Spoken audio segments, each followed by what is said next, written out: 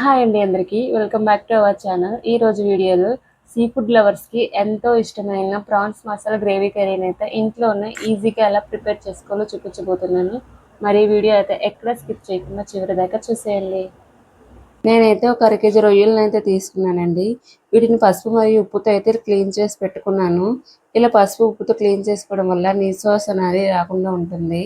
అయితే first stove on చేసుకుని ఒక కళాయిని అయితే పెట్టుకున్నానండి. దీంట్లోనే కొద్దిగా ఆయిల్ కూడా వేసుకోవాలి. ఆయిల్ అయితే కొంచెం హీట్ అయ్యాక మనం ముందుగా కడిగి పెట్టుకున్న ప్రాన్స్ని కూడా వేసి ఒక 2 నుంచి 3 నిమిషాల పాటు అయితే లైట్గా ఫ్రై చేసుకోవాలండి.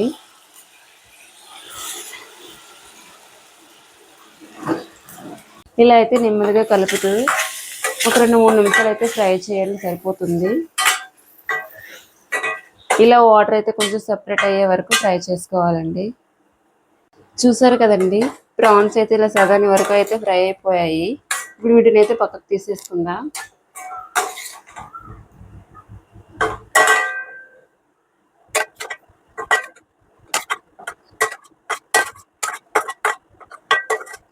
ఇప్పుడు ఇదే రొయ్యల వాటర్లో అయితే ఇంకొంచెం ఆయిల్ వేసుకోవాలి.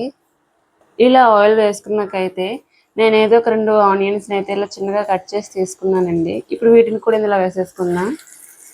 ఇలా ఆనియన్స్ కూడా లైట్ బ్రౌన్ కలర్ వచ్చే వరకు అయితే బాగా ఫ్రై చేసుకోవాలండి.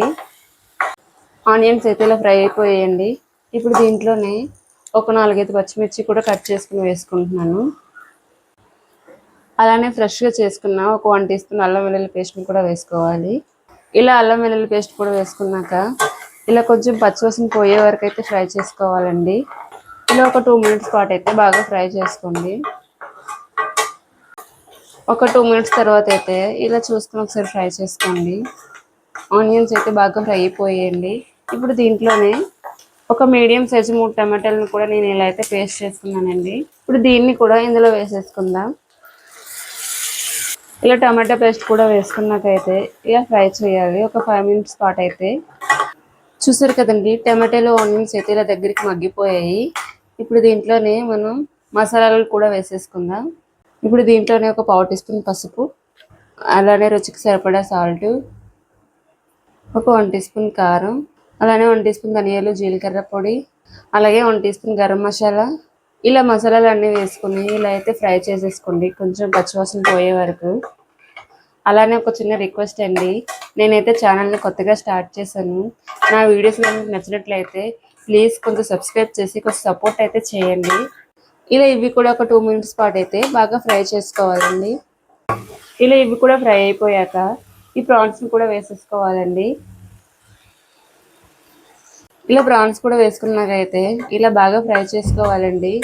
అలానే ఈ వీడియోస్ అయితే చివరి వరకు చూసుకోండి, అప్పుడే మీకు బాగా అర్థమవుతుంది. ఈ రొయ్యలను అయితే ఒక 2 నుంచి 3 నిమిషాల పాటు అయితే బాగా ఫ్రై చేయండి, అప్పుడు మీకు మసాలా అనేది బాగా పడుతుందండి. ఇలా ఒక 3 నిమిషాల తర్వాత అయితే ఒకసారి ఇలా కలుపుకోండి. ఇప్పుడు దీంట్లోకి కొద్దిగా వాటర్ కూడా వేసుకుంటున్నానండి. నేనైతే వాటర్ కొంచెమే వేసుకుంటున్నాను. కొంచెం థిక్గా అయితే గ్రేవీని అయితే దింపుతున్నాను. మీరు కొంచెం సరిపడా వాటర్ అయితే వేసుకోవచ్చు. ఇలా వాటర్ కూడా వేసుకున్నాకైతే ఇలా ఒకసారి కలిపేసుకోండి. ఉప్పు అది సరిపోయిందో లేదో మీరైతే ఒకసారి చెక్ చేసుకోండి. ఇప్పుడు దీని మీద మూత పెట్టేసుకొని ఒక 5-6 నిమిషాలు అయితే బాగా ఉడికించుకోవాలండి.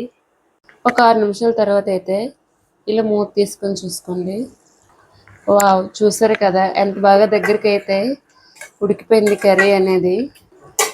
ఇప్పుడు దీంట్లోనే చివరిగా కొంచెం కొత్తిమీర కూడా వేసుకున్నానండి. ఇలా కొత్తిమీర కూడా వేసుకొని ఇలా ఒక్కసారి అయితే కలిపేయండి. ఇలా కలిపేసుకున్నాక స్టవ్ అయితే ఆఫ్ చేసేయచ్చు. అంతేనండి, ఎంతో టేస్టీ రొయ్యల మసాలా గ్రేవీ కర్రీ అయితే రెడీ అయిపోయినట్టే. దీన్ని వేడి వేడి అన్నంలో కలుపుకొని తింటే చాలా బాగుంటుందండి. అలాగే వీడియో కనుక మీకు నచ్చినట్లయితే లైక్ చేయండి, షేర్ చేయండి, అలాగే సబ్స్క్రైబ్ చేసుకోండి. Thank you for watching.